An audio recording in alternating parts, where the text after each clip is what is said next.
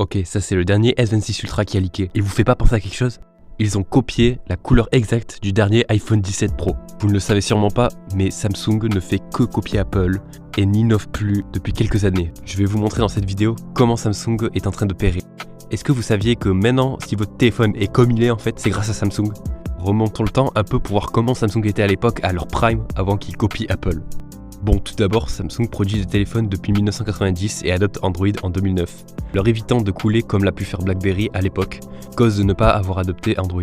C'est là que Samsung adopte le nom Galaxy pour leur gamme de smartphones. Il ne faudra pas beaucoup d'années à Samsung pour qu'il se hisse comme le principal concurrent d'Apple dans le secteur des téléphones haut de gamme.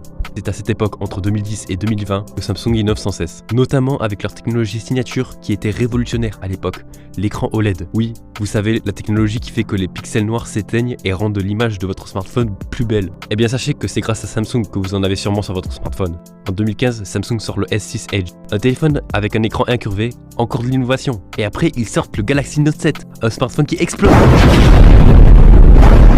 Bref, c'est en 2019 que pour moi, Samsung est à son prime.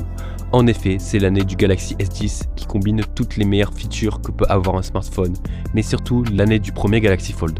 Oui, le smartphone qui a l'écran qui se plie. Bon, si on compte pas tous les problèmes que ce smartphone a eu et son prix, c'était une réelle innovation. Ils ont quand même continué à innover par la suite, comme par exemple avec leur zoom x100, les écrans sans verre, LTPO, mais c'est pas dingo quand vous voyez l'évolution en 6 ans du S20 au S25. Après, est-ce qu'on peut vraiment leur en vouloir ?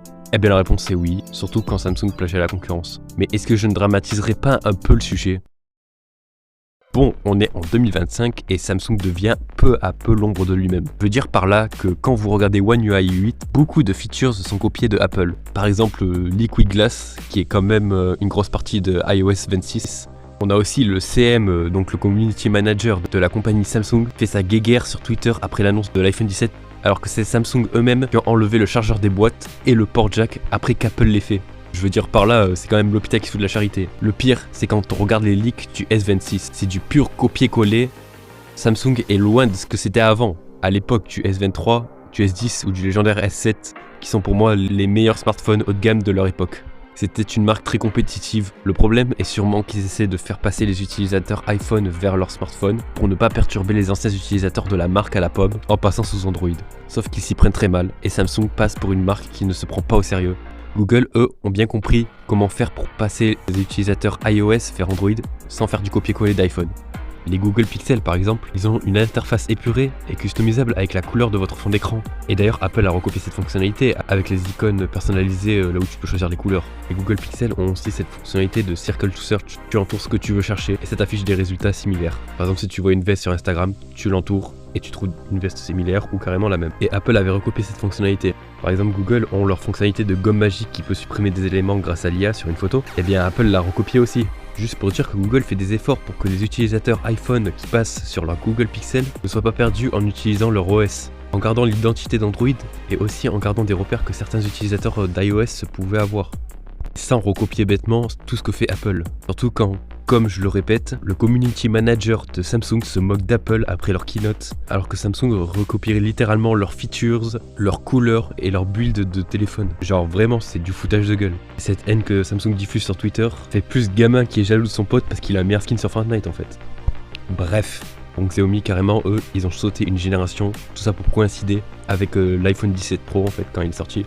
Et quand vous voyez de quoi a l'air le Xiaomi 17, vraiment je pense qu'ils assument totalement. Et puis ça fait un bon bout de temps que Xiaomi et les marques chinoises copient Apple, et surtout iOS. Mais ça je pense qu'ils s'en cachent pas, et puis c'est une autre histoire aussi. Pour que vous vous rendiez compte de l'avance qu'avait Samsung en termes de fonctionnalités à l'époque, on avait le mode DeX, le multitâche, les capteurs pour connaître votre BPM et même du transfert de fichiers sans fil. Ça c'était entre 2012 et 2019. Et maintenant, essayez de trouver des fonctionnalités originales, utiles et non copiées d'Apple sur les derniers modèles de chez Samsung. Enfin bref, je trouve ça triste car Samsung devient juste une pâle copie d'Apple, sans âme, et Android se rend de plus en plus fermé, au point où iOS pourrait carrément être plus libre que Android. Et les avantages de la liberté d'Android et les fonctionnalités qu'ont les téléphones Samsung faisaient de très bons arguments compétitifs contre Apple. Alors je ne déteste pas Apple, au contraire, mais dans n'importe quel secteur où la compétition est inexistante, ça n'offre au final toujours rien de bon pour nous les consommateurs. Voilà, c'était tout. J'espère que vous aurez appris des choses dans ma vidéo. Et moi je vous dis ciao pour la prochaine vidéo.